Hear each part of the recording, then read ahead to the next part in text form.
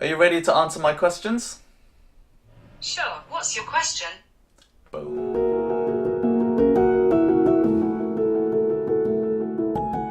Hey, what's up everyone? One Tech Traveler checking in here in Toyama, Japan. If you haven't yet seen the recent video of Google announcing Duplex, where the AI assistant made a real-life phone call to a hair salon and a restaurant for reservation, it's pretty mind-blowing, and I'll put the link in the description so you can go ahead and check it out. And I thought I'd do this video to talk through 8 different ways how I use the Google Assistant to help me travel around the world and make life easier for me. Number 1 is currency. Sometimes we like to find out how much things cost when we're traveling back at home and use it as a rough benchmark. How much does 1,000 Japanese yen cost in GBP?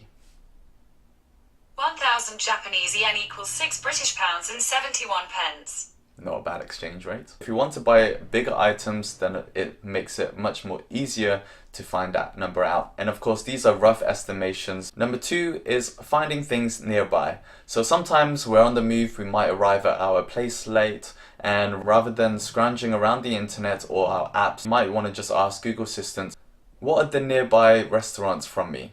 I found a few places within 1.6 kilometers. Great. And I've got a list of different restaurants across different cuisines, and it even gives me the preview on the maps, and I can tap it to give me more directions. So that's great. Also works for convenience stores. Where are the nearest convenience stores from me?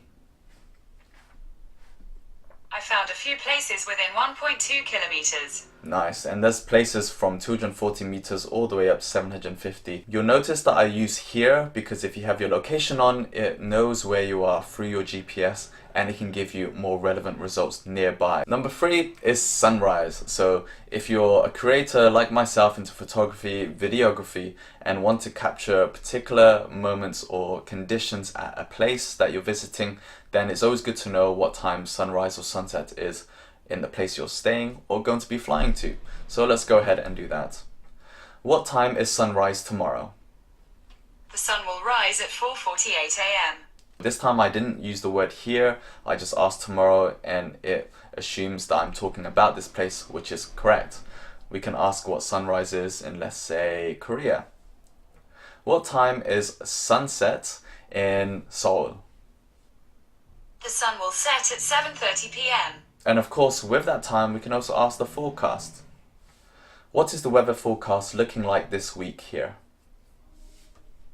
Here's the forecast for Toyama. It gives me the next 3 days. Today's going to be cloudy, but clear later, clear tomorrow, and sometimes some clouds on the Saturday.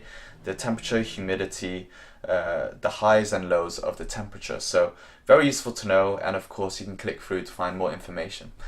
Google Assistant's really about giving you the most important information as quick as possible to your screen, using it as a pretext to find out more if you need to. The next one's not just about travel, it can also be for your day-to-day or your routine, and that's setting the alarm. Most time I'm quite flexible, so I'll request some one-off alarms. You can also do recurring, but instead of having to actually go through the app, scroll through the settings, and then enter in how often you want to do it, you can simply just ask your phone through Assistant. So, can you wake me up at 9 a.m. tomorrow? Alright, your alarm's set for tomorrow at 9 a.m. Sweet. And it doesn't just have to be tomorrow, you can actually request a particular day. Can you set an alarm at 5 p.m. every Tuesday? Alright, your alarm's set on Tuesdays at 5 p.m. So you can see I did a recurring and a simple one, and that will help me to time it for those off moments where I want to go for sunrise or have that power nap in the afternoon before I get to work again. So that was number 4. Number 5 are things to do. So I found a place that I wanted to get dinner or that light snack, and maybe I'm planning ahead for the week of things that I want to do in this place, but I haven't really searched online. It's just ask the best places. What are the best things to do here in Toyama? Attractions in Toyama include Toyama Castle, Toyama Glass Art Museum, Hotaruwaka Museum, and others. It gives me a scrollable slider to see the variety it's picked out, and if I want to, I can click through to get that information. But let's say I like Toyama Castle, so I want to see how to get there. How do I get to Toyama Castle from here?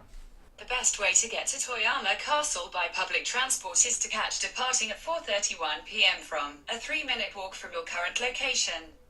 It'll take about 13 minutes to get there. It shows me the route, it's telling me the best way is to get the train, how long it'll take me to walk from my location to that place, and the price, which is 240 yen. It also says it's closing soon, and maybe I can think, it's a bit too late now, let's try tomorrow. You also notice that it didn't actually pronounce any of the Japanese kanji. My phone is of course set in English, so it's going to gloss over that, but I imagine if your phone system is set to Japanese, Korean, Spanish, Italian, then it can actually pronounce those. Moving on to number 6, and that is opening times. So Google Duplex also announced the feature where if someone makes that phone call and finds out what time opening hours are for public holidays, then it will use that information to automatically update the web search engine results. And I tend to use it for finding the nearest post office, a particular place, or even the library. What are the opening times for Toyama City Library? Toyama City Public Library is open today from 9:30 a.m. to 7 p.m. Here are the hours for the rest of the week. This is all the information that I need, and I can plan ahead of going there or not. Number 7 is finding out how to get to places through the different transports. How long would it take to get to Fuji Station from here by train? If you leave at 4:19 p.m., it will take you 6 hours and 8 minutes to get there by train. It's showing me to take the Shinkansen going towards Osaka but intersecting somewhere else before making my way to Fuji. 6 hours is actually very good, and it's going to cost me 14,000 yen, which is very pricey. It gives me the map preview, I can get directions for more of the details and see the line changes because there's quite a few here, but that's great. Now let's find out the route it gives me by bus. How about getting to Fuji Station from here by bus? If you leave at 11:57 p.m., it will take you 11 hours to get there by bus. So really easy way and a good pretext of you wanting to find out how to get somewhere else, and you can customize and be a bit more specific with your route by opening up the maps directly from here. But it saves you all of that hassle of typing it in the first place, and you getting a rough idea already how long it takes and how much it costs. So the final one, number 8, is quite a fun one, which is language. Of course, with Google Translate, it won't always give you the conversational way or even the most accurate way. It gives people enough to try to understand what you want to say. How do I say, "What are you doing this evening" in Japanese? 今晩何をしますか? What is your favorite food in Japanese?